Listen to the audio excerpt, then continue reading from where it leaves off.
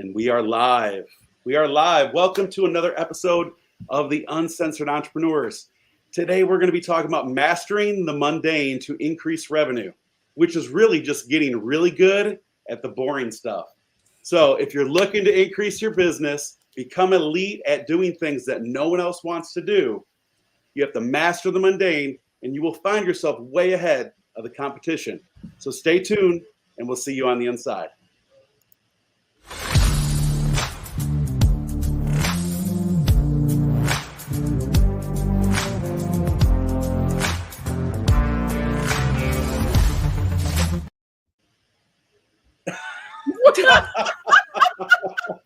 We will not see you on the inside. What? Oh, okay. Hi, guys.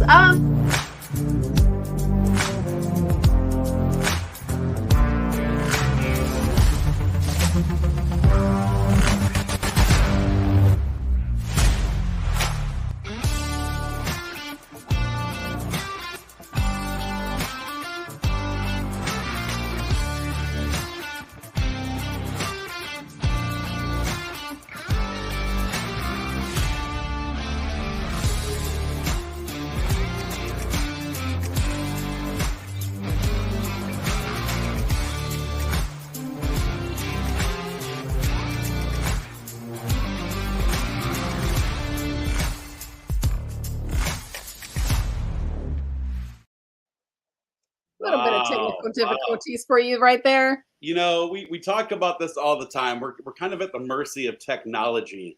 And I thought the Mercury retrograde thing left a couple of weeks ago, but it has. I thought it was me. I thought it was Mexico, but no, I think it's you now. It's really wild. Yeah. Let me tell you, Robert and I are literally right now in a hurricane watch and warning. Yes. In our states. So, tornado, we all right? go off immediately. You know why? We went to go see Kansas and go see Dorothy. I tell you, you know what? On a serious note, because we've had some crazy storms through here. So I know that the internet is kind of, been in and out. But in regards to tornadoes, I have family. I still have a lot of family, friends, and clients in Michigan. And so Michigan, and I know many other places, so not just there, but they've had some extreme tornadoes with lots of damage. So just a little shout out. Stop messing with the weather. For all those people going through that. What's up with you? Well, am I frozen? No. It's so interesting because I just had a friend that was in Dubai and they're having massive floodings, and they're in the middle of a desert, right? Yes. So they have been cloud seeding. And so what that means is you spray an aluminum something or other into the air and it makes it create clouds and rain. And now they have massive, massive flooding. And, we talk about weather warfare and weather manipulation. And people are like, that's conspiracy until it's not. And it's in government documents since World War. What? Wait, what? I feel really stupid. You can create cloud and rain? Yeah. We don't even have time on today's episode to talk about that because you're right. It's an entire thing. Mind blown. We will. I'll send you a video. Okay. We'll educate you. Maybe we'll educate our friends out there. We'll post a little video in the comments. But today we're talking about something really important. This is something that Robert and I were talking a little bit about it last week. And then I saw Alex Hermosi post, if you want to beat your competitors, start by doing the work none of them are willing to do, right? Because a lot of the times when we do business, we are, especially as entrepreneurs, we're multifaceted. And we're also what's the next idea? This isn't working. Let's do something else. And really, it's not about this, that, the other, keep going forward with all these different offers. It's about mastering one and continuing to evolve that offer and continuing to give people what they need in that time and doing the things that nobody really cares about, like customer retention emails and reaching out to your customers, making sure everybody is okay and actually truly listening. And, all these little things that people don't take the time to do because they're too focused on the sale that they don't do the other work that is necessary to build long-term sustainable business. So true. Say that, and I have that's what my second book was all about. That was my business before I started with the self-publishing and marketing is I was a client retention specialist, and I helped with the follow-up and sending birthday messages and sending follow-up messages and just building those relationships over time. No matter if they bought from you or not, you still want to continue those relationships because there's so many people that I've never even purchased anything from or purchased anything from me, but that we constantly refer people back and forth, like the both of you guys. Yeah, absolutely. I'd like to relate this to kind of like the service business just in general. And that really kind of applies to every type of business that you're involved in. But the service business, right? How many times have you called someone to come out and take a look at your roof, fix an appliance, whatever it may be, definitely with plumbers and electricians. And I know here, at least in South Carolina, right, they're so busy that most of them won't even return a phone call. It's crazy. And so I always tell everyone, if you want to open a service business, all you really have to do is answer the phone and follow up. Like those are the two major things. And you're right, Christina, earlier you were talking about, we're so focused on the sale. So many people are so focused on the sale, then it's those little activities and it's the routine of those activities, right? You mentioned Hermosi. That's one of the things he talks about a lot. Just mastering the mundane, continuously getting really, really good at the daily kind of task, the boring tasks, if you will. But if you do that consistently, not only will you have, the results from that, but you'll have something to measure. And that's typically when you're not mastering anything, then you have nothing to measure it against. And so you don't know how to pivot or tweak or change things along the way. I'm sorry, I had to get a That's all right. That's all right. That's all right. I am concerned to see how much this lags when we're done because it seems a little weird, like in and out. It is lagging. Yeah. So we'll have to. I am like full blown in menopause here. Okay. So, all right. Well, actually, you know what? What a perfect segue, Tina. So I wanted to say from a man that would like to, and I'll obviously I'm turning this mic over to the two of you, but really, I just want to give a little shout out to all the mothers out there. We've got Mother's Day right around the corner, and I thought a perfect way to kind of overlap just what mothers do on a regular basis and how it ties into mastering the mundane. Is it was one of the quotes that I found, just based on mastering the mundane. And it says, what you do in the dark shines in the light. And I think that is a perfect example of what so many mothers do out there on a daily basis, and fathers, right? I mean, I'm hands-on, but mostly, hands-on, hands-on, yeah, and we think of generationally, especially, right? It's the things that you do in the dark that really shine in the light. So anyways, happy Mother's Day. I like that. Yes. Have you guys ever heard of the pink flamingo theory?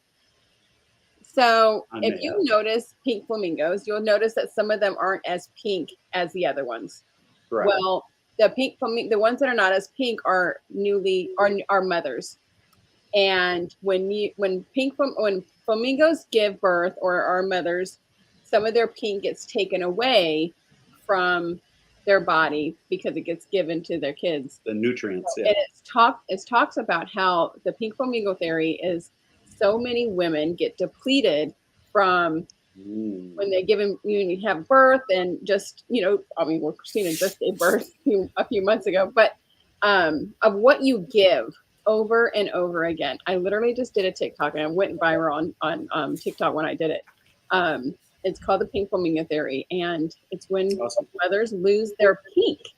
And so there's a whole movement. It's called Get Your Pink Back. And it's, when you just give everything, you do everything for your kids for so long, for 20, 25 years, and you just give everything to your kids. And so you lose a piece of yourself. So respect your mamas, for those of you who still have your moms in your life. But remember, if it gives you any encouragement, what you do in the dark, ladies, shines in the light. So don't let that be a negative, all that energy that you put in. So happy Mother's Day to the two of you, all of our mothers and family members or anyone else that's out there. It is truly an honor each and every year. Of course, I celebrate, kind of Mother's Day every day because, Let's ask Kelly. Kelly, does he celebrate? Well, She knows, and I'm very. I was gonna say, so I'll step up, and that's really kind of a part of, in my opinion, like those routines of your daily life. They really overlap personally, into business and business into your personal life. Just if you quit always keeping score and everything, I mean, that's important, right? It's important in business to keep your metrics. But overall, when I think of just like life and business, I always give the advice, like, forget about the score right now. Let's focus on like an objective that's right in front of you and a daily task that allow you to get closer to your dreams, to make your dreams reality. And I think that has everything to do with mastering the mundane. So Christina, you brought up this topic, and I think it's a great topic. What are some points that you may have? Well, first of all, I want to say thank you for reminding all the fathers that it's Mother's Day this weekend, right? So that was a good move. For sure. There you go. You guys got a couple days left. 3 days. Today, Friday, and Saturday. You still got time, okay? But you brought up this Ryan. and right, text Ryan. No, he knows.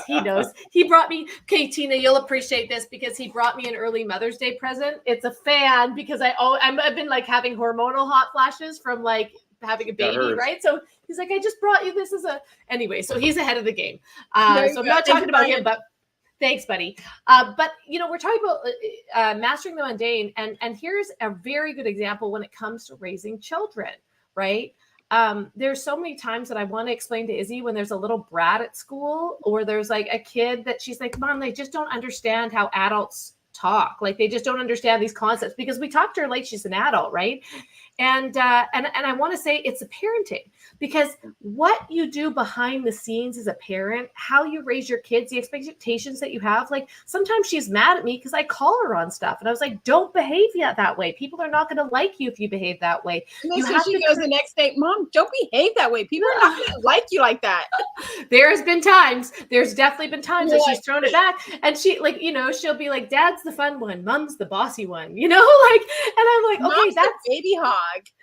Mom is the baby hog, but it's totally fine because I want to raise kids that are good and conscious. And this is like your business, right? What people see out here in your business, they don't see all of the quiet work that you do behind the scenes. So when you've got a beautiful kid that goes out that, looks people in the eye and shakes their hand when they meet them and introduce themselves, tells great stories, is personable, includes everybody. It is all of the work that you have done behind the scenes to raise your kids. Yeah. And it's the exact same thing when it comes to business. If you have a business that nurtures people, a business that people refer, people that feel taken care of when they work with you, they're going to continue to work with you. But like all of those things take time and energy to put into place. And Robert and I talked about this a little bit last week, is that like, I really believe the people that go on to make millions in their business are the ones that focus on the behind the scenes, on everything that they can do behind the scenes to make it happen. And it is mundane, and it is like eye-stabbingly boring. It is the things that you really just do not want to do, and it takes so much time and energy. But once you have them set up, you are a step above everybody else. And that's why it's the people that take 2 steps back and slowly build that behind the scenes. Those are the ones that you see catapult, and then you're sitting there wondering, what did they do differently? How come I can't keep up to them? Well, it's because they took the time in silence behind the scenes to do the work that most people won't do.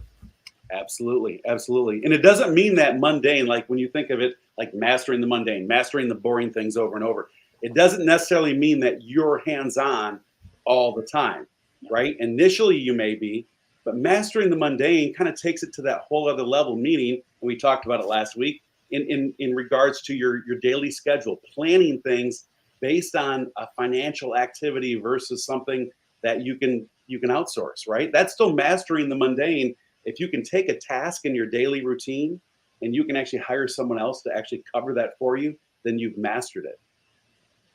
I like that a lot. And the other things is it's usually the little things that you do daily. People think that people that go out and have massive success is because it's massive action, but it's actually the mundane little habits that you do every single day. Teaching people in network marketing for years, they're like, well, how do you build a big business? You talk to 5 people or 10 people a day. You start 10 new conversations a day. You follow up with 10 people a day. It's not 150 people, 300 people a day, but you burn out, right? Like it'd be I'm laughing at it, and Tina, I know you probably hear this a lot, especially in regards to clients that are looking to, write their first book or launch their first book, and they're like, okay, how many words, how many pages, blah blah blah, right?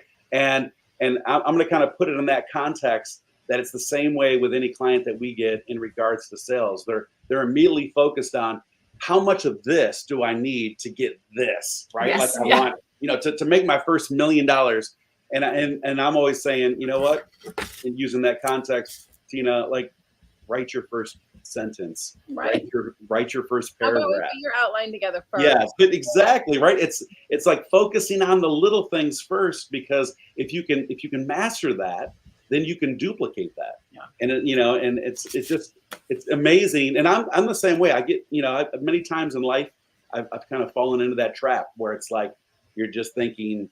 Of course, it's nice to know what the end in mind is. You need to know what your ultimate goal is. Yeah. But you have to start somewhere. And as you said, Christina, it's those daily tasks. It's the little things. It's the things that are boring sometimes that allow you to kind of unleash all of this. And some of those boring tasks, like one of the things that I absolutely hate, I love to create content. Like I take 2 or 3 days every month and I create my content for the following month. And, emails, everything, like the whole thing. I love to create content. One of the things I hate doing is all the techie stuff in the background, like the funnel building. I want to say, no, I don't like that. I like this. I like this. But I don't know how to do that, but put that there and put this here. And I don't like to do all the techie stuff in the funnel building. I hate doing that. I think that's a really good example, Tina. Like, don't you think that people often, like, I know, for example, that people come to me and they're like, content creation. How do I create content? You and I both love creating content, so it comes easy to us, right? But we've also been doing, how many years? I've been doing it for 8 years every single day. Like, it takes 10,000 hours to master content, to master something, right? So, like, you have to continue down the path of like, oh, this worked, this didn't, this worked, this didn't. And I just had somebody today be like, yeah, I just don't think this business is going to work for me. I'm like, you've been here less than 30 days. Like, you haven't done anything to move the needle forward. Like, how are you comparing what your life could look like on the other side? You're comparing yourself to me 8 years in, and that's not fair. And what it comes down to is raising your standards, right? Creating better habits. Because in the beginning, what do people do? They scroll through Facebook for 6 hours and they're like, I worked all day. I worked all day. Right? Yeah. Well, and that's the busy work, right? But sometimes you need that busy work, not scrolling through Facebook for 6 hours. But the busy work to me is like following up with people, sending people cards and gifts, and that, I mean, that's my love language. So I love doing that too. But just to remember to do that. That's right. People cards and gifts for their birthday, anniversary, whatever it is. Giving people a call, like I'll be on the treadmill or walking. I'll be like, oh shoot, I haven't talked to that person in a long time. I made exactly something, So it's those little tiny things.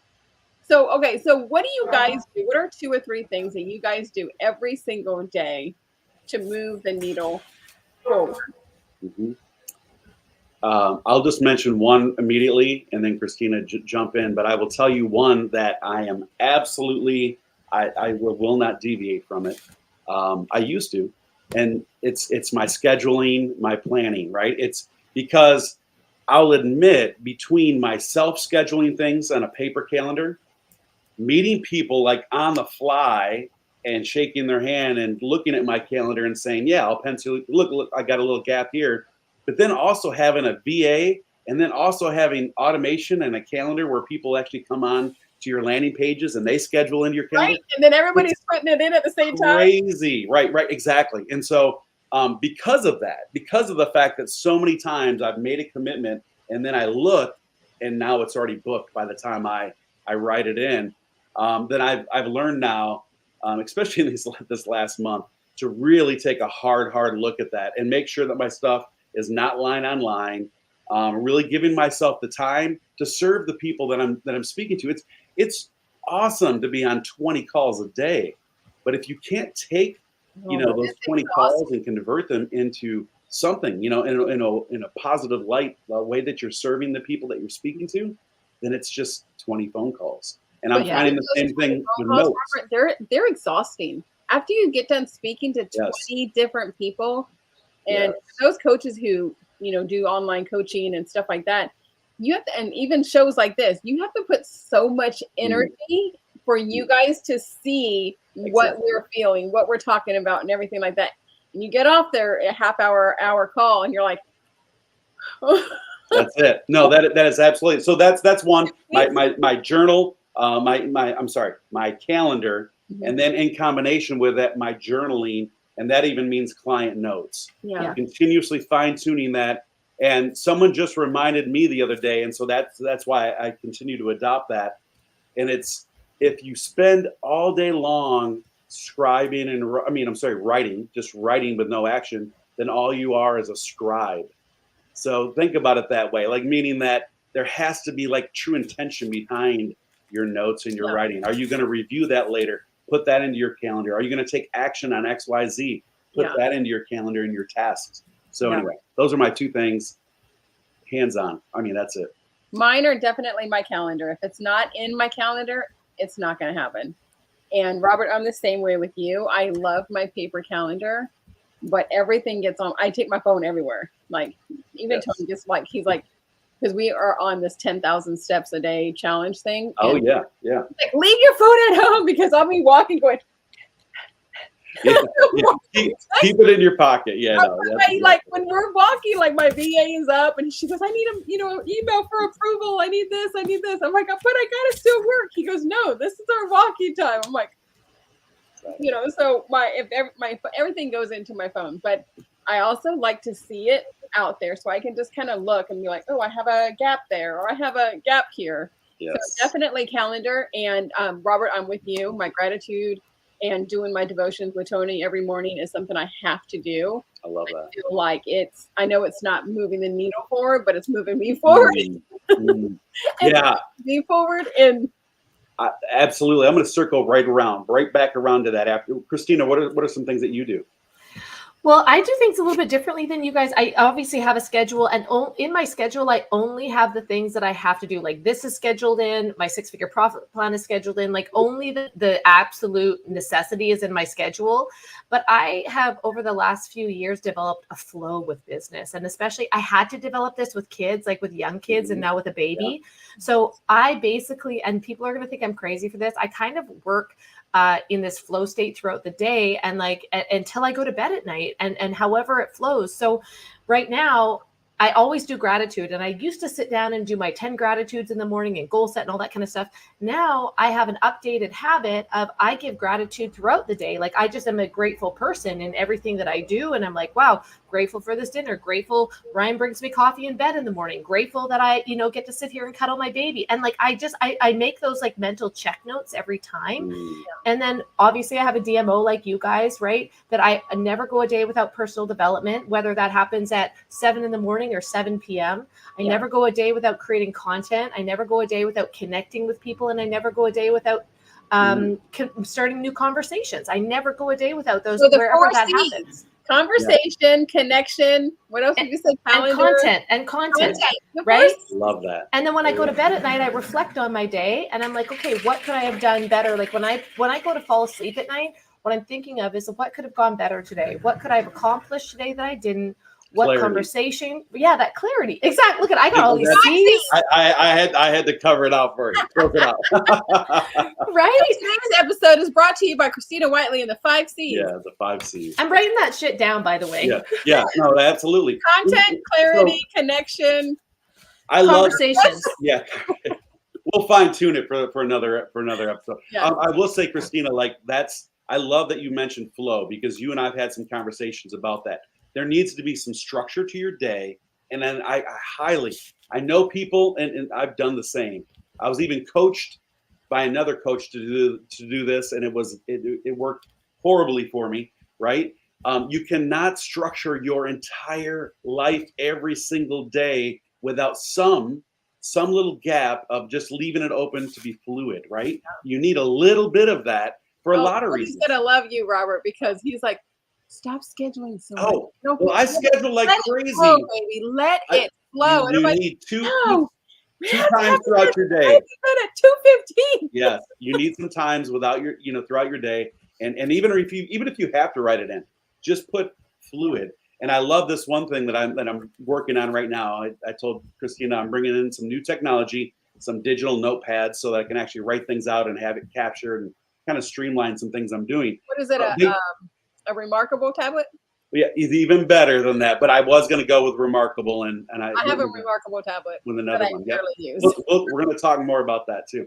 But here's the thing, right? The concept is they talk about morning pages. If you've seen it, just Google it. You'll see a lot of things about it. And that really helps with that flow, meaning every morning or afternoon, whenever I want to kind of unplug, I'm just going to jot down, excuse my French, a bunch of shit, right? I'm just going to dump everything out of my brain. I just put a bunch of shit on my paper. Yeah, you can even write that. You can draw it. You can do whatever you want to do. Exactly. I put a bunch of shit. Yeah, but my point in that is that's that fluid state, right? By getting it off of your brain, all the other things actually happen in a much more structured, taskful way. So you just get it out there. Morning pages, you can do it also at lunch, whatever kind of makes sense for you. But it's really kind of unleashing and dumping things. And in many cases, you don't even need to go back to it. It's not necessarily something that you want to carry forward, but maybe something from that fluid state where you're writing things out. You're like, that's a great task. I'm going to move that now into my task or my calendar. So anyways, but the thing I wanted to circle back around to, and I know we're going to cut this episode a little short today, but I wanted to mention, Tina, when you were talking about one things that you have to do, it's your gratitude, and it's your time of prayer and worship with Tony. And I thought mindset should be before or just as important, but mindset in line with medication. And so the reason why medication or meditation? Medication. So the reason why I'm saying this is this episode is brought to you by Prozac. Yeah. Everyone thinks that the first thing, like the most important thing today, is lining up their medication, whatever, right? So if you think of routine, one thing that people say they do not, break from is I need to take X, Y, Z, especially of course when you get older, right? My supplements, whatever it may be. And mindset should be just as important. Mindset should be prescribed. Yes. So just think of it in that context, that every single day you're spending the time to write out some of the things that you're thankful for, areas where you think that you may have a gap, the SWOT analysis, whatever it may be. I just feel like when we start our day like that, and that's just something that him and I have done since we first got together. We just celebrated our 1-year anniversary, but we've been doing our morning devotions together.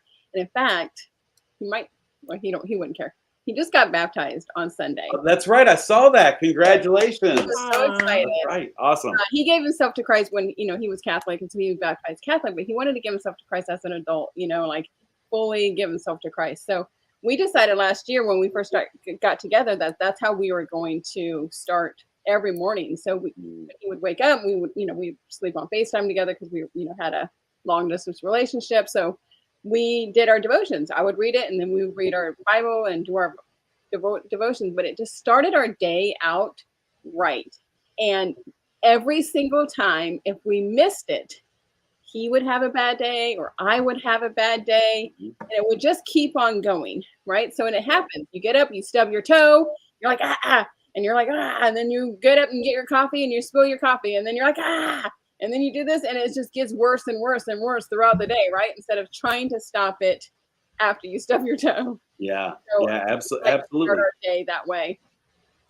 Absolutely. And again, that's why, that mindset medication kind of thing. Someone told me, if you are taking a certain medication and you don't take it that day, then you absolutely are drained. You don't feel right. You feel off. Yeah. Checking in with yourself should be just as important. Like you're, kind of cueing in and aligning your mindset should be just as important as that. Yeah.